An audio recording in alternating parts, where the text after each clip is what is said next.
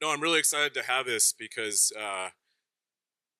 like, both of us are entrepreneurs, We are. right? And so I think we have maybe a unique take on kind of what's happening in the world of building brands and disrupting entire categories. You from the beverage space, you from more of an AI and technology space against kind of like the four horsemen, if you will. Yep. But do you want to do just a quick background on Yeah. yourself and then we can kind of Yeah. jump into it? So yeah, chief media officer at Liquid Death. Entrepreneur background. Yeah, actually, Liquid Death is my first true job as an employee. I've been building for 20 plus years before that, building in the ad tech space, in the media space, mostly platforms, software. And as I was building software, obviously bought a ton of media over the last 20 years, from search to meta to TV to, you name it. And run into that pretty cool dude that thought it was a great idea to put water in a can. I was not too sure at the beginning, but we became really good friend. And as things were really taking off, he asked me to join. And I think because of what you said, probably not just a normal media person that will come in with a playbook, but someone that will try to do it differently and think building rather than just following what has been done before. And so that's what I've been doing now for the last few years at Liquid Death. And honestly, we're at this inflection point right now, and from a brand perspective but also from a media standpoint, like, we're going deep in the retail media space. I'm working very closely. I mean, I was talking about that. I mean, the last 24 hours just was pretty amazing, talking to all those retailers. But like, what can we build together? And I don't think those folks get a lot of people coming to them as like, what should we build? And obviously, we're going to talk about AI. Like, I'm sure you haven't talked about AI at all over the last 48 hours. The first time. The first time. So, but those discussions around that a lot, because the retailers and media platform are also thinking about this. So, yeah, that's my background. It's building, and as a brand, also, it's always do something that you wouldn't expect. We're if you expect us to do it, we won't do it. That's the rule. So we apply that in what I do on No, the media side. I love it. Yeah, I mean, we had our call. I shared a little bit back about my background. So, if you're familiar with Procter and Gamble, my mom was in product research for 44 years at P&G. So, I'm like destined to do what I do right now because of that. But from the time I was 6 years old, I would go into the shower and see shampoo bottle A and B and a notepad to let her know if I got a rash or not. And it just made me fall in love with like building products that matter, and having it connected directly to people was like always a core thing. And it felt, especially with Liquid Death, it was like that core insight of building a product that like people don't know that they want until True. you put it in front of them. But it was all these under the water insights that I think have kind of obviously led to your guys' success. But how do you stay, like, with AI? How do Mhm. you stay connected to people? It's like, Yeah, I mean, that's a great. There's a lot in order to answer that, but and you we open only my have a half an eyes. hour, Yeah, so you open my eyes on a lot of things, so we can talk about that too. But for us, AI, from a creative standpoint, we don't touch AI. So we don't think about AI to help us with creative. Creative, we have internal team called Death Machine that just it's a team of comedians, and we build internally, and we don't, on stage. I think right before us, so the group maybe before, we were talking about authenticity, and I think AI will never hit that, and I think that's where we're good at, and that's why we'll stick with the group in the room. But I think AI for us is really about efficiency first. So, for example, if I have a creative, like, we're going to get into the Super Bowl, right? So we have this big 30 seconds being created. Now, from a 30 seconds, how do you go down to static assets in 250 different sizes? Like, now I need, yes, I could get designers to do that, but it's going to take forever, very expensive, take some time. How can I leverage, AI to do that for me? So that's one piece of the puzzle that where we leverage AI a lot. On the media side, we leverage AI a lot also to ingest data, so I can get output that I don't get from the media platforms themselves. I give an example is a lot of the platform just report on ROAS. I can give two shit about ROAS, but I need to understand about new to brand. I need to understand about also penetration. So how can you ingest the data from the platform but report back to me on what matters to me, and then I can take action. So that's another thing. And now what we were talking about over the last few days and this morning, I think there's a big thing. Like for us, we need to understand we are new to the category a lot. Like right now, we're launching energy. It's a new category for us. We don't know exactly what the response is going to be to it. And so, from a creative standpoint, we know what our positioning is going to be, but we don't really know what is going to really hit. And there are different category of people, right? There are people that know liquid death from a water standpoint, and we bring in energy. There also are the people that are already in the energy category, don't know liquid death, and are going to come in. How can I get a sense to best communicate to those folks? And right now, the only options that I have is market research and it's panels. And I'm always back of my mind like, I don't know if I can trust this, right? And so maybe you can tell more about what you do. But for me, that was super eye opening. Like, yeah, through models, you can really build an entire population that is matching what your customers are or your non-customers are, and start interacting with them. So you do the legwork prior to hitting the market. Right. Yeah. Yeah. I mean, that was the kind of the key insight for us when we started to build was, it's kind of like the PowerPoint was it was like the end of the story. And then you had to ask all these questions of like, do I believe all the things that led to it? And so like when we first got started, it was this idea of what if you could interview the world? What kinds of technology do you need to build where I felt like I was connected to millions of people and got the best insight. You could hear all the conversations, but then it's kind of elevated into building these AI worlds that are multidimensional, right? And so using the models we're building, which are all based off of people, you can kind of think of it as like we mentioned, it's like building a sim city for your brand, where it's made up of different AIs that are your consumer profiles and personas and segments and you can test ideas like instantly, I right? mean, I think what you're saying, and I know we have a lot of marketers in the room, is like every time I go to a focus group and we have 8 people, I wish we had 8,000 of them. But there's no fucking way. First, it will be super expensive, so it'll be impossible to manage. Gathering the data, compiling the data, like the whole team was like, it's a 3 years project right there. I think that's what I want to get into play. And I think that's a massive unlock. And I think it's it's underestimated way to use AI. Everybody thinks AI about the models. I mean, think about product discovery through AIs, all of that. And yes, there's a lot of this. And then creatives. And yeah, you want to create your new 30 seconds by not leveraging any, designers, but whatever. I think here, this is something that is super important.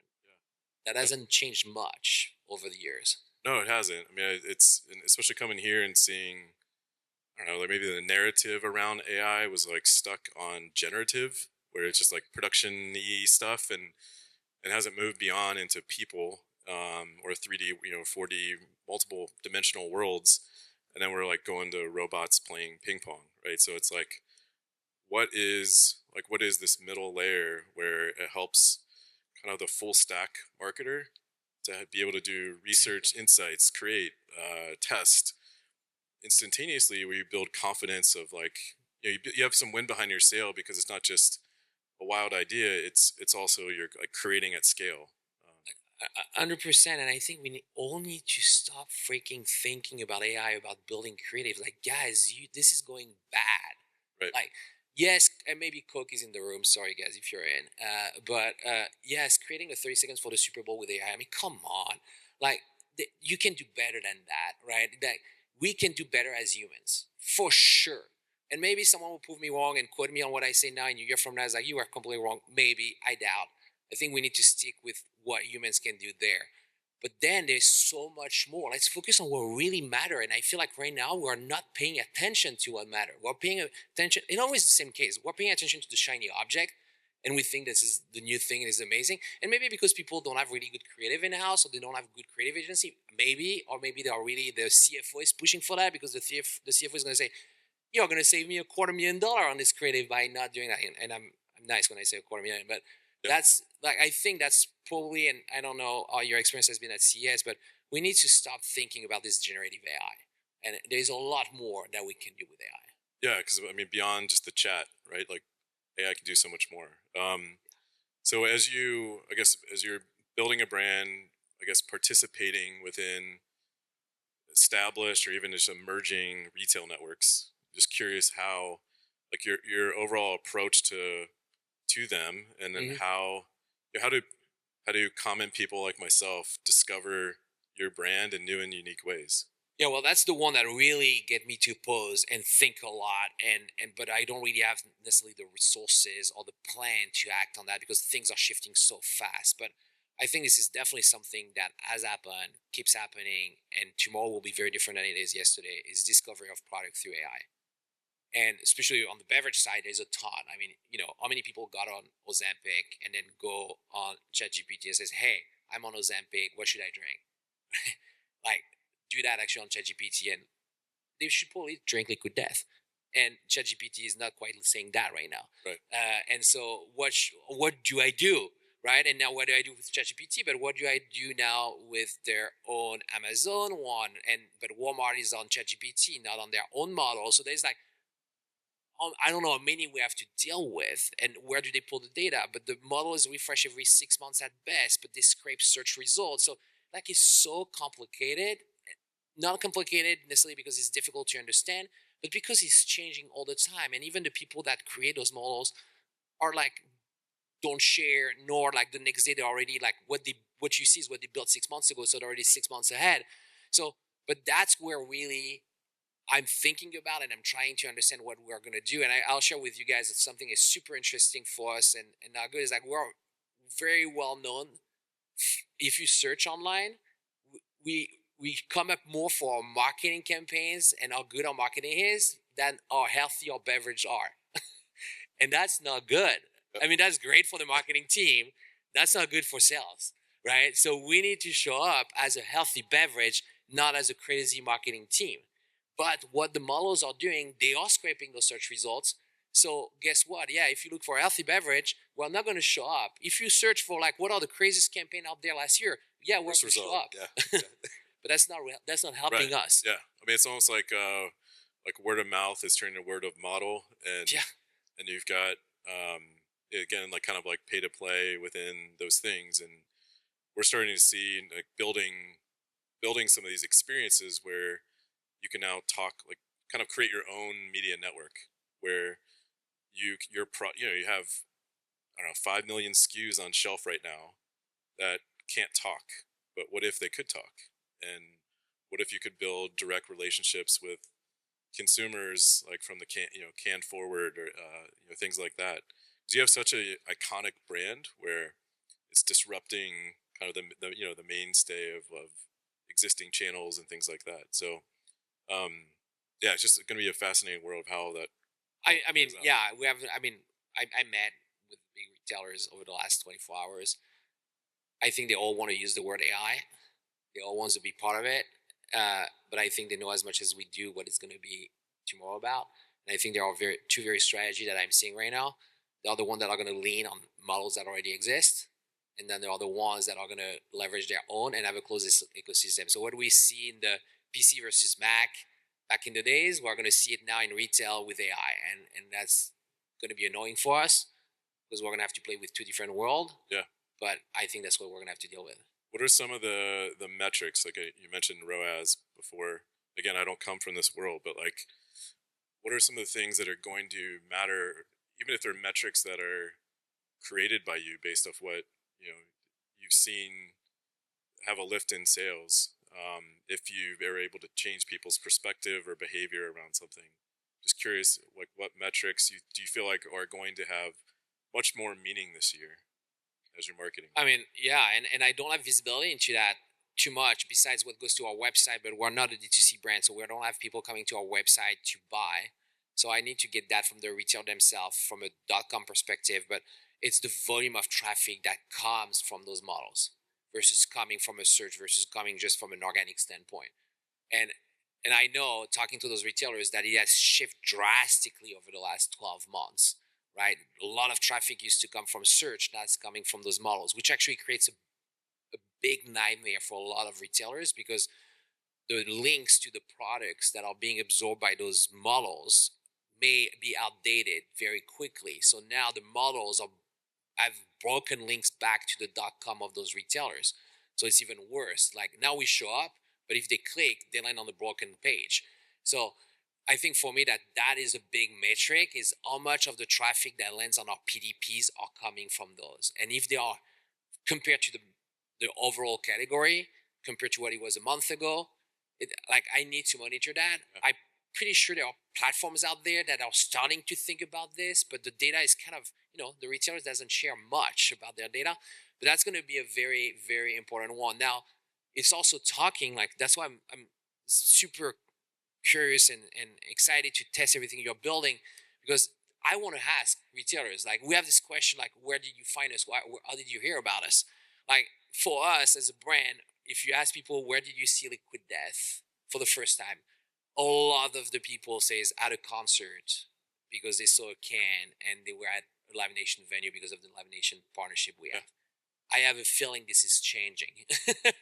I have a feeling it's like, well, I was searching and I found you guys and those kind of things that are new way to discover that I don't have visibility into. But this is a KPI that I'm going to have to measure. I want to measure. I cannot measure yet. Okay, that's great. We just got the five-minute warning. Shit already? There was 2 hands, so I think it's 10. But yeah, would love to open it up also for questions. I don't think any other session asks questions, but yeah, I would love for people who bring it who want to ask questions. My name's Joy Howard. I actually work for a French company called Back Market. Sorry about that. Yeah, thank you. I appreciate that and need your sympathy. I'm glad you mentioned the provocative nature of your campaigns, and I think that is a big part of how you're known. And so why do you even have to buy media when your creative is so effective? Well, that's a very good question. And I'm glad I can answer that one because I got that question quite a few times. Because through virality, you don't decide what you get in front of. And you don't scale that way. It's good for the beginning of a brand that gets to a certain stage. When you want to get really big, you need to get in front of right people. And for us, primarily right now, it's getting people that are already buying water, buying energy drink, buying tea. But through virality, which were probably the best out virality on social for a CPG brand, when it goes viral, Meta, freaking Zuckerberg decides that for me. I don't want him to do that. I mean, he can do that, but most likely he's going to hit the same people over and over, even if it's millions of views that we're getting every time. I need to get in front of those people. The only way to do that is through media. And through media, I can be very efficient at it. And through media also, not only now I can work my upper funnel and get in front of the people that I want to, but now through media, I can really get them down to buy, right? And that takes a lot of impressions. This world of it takes a single impressions to go from understanding the brand, considering the brand, buying the brand. It's like, yes, Meta, TikTok want you to believe that. This is not true. So you can only do that through media. So that's why it is so important. That's why we're doing that now over the last couple of years because it is needed to go to the next level. So Heather Bollinger. I'm with Vurvey.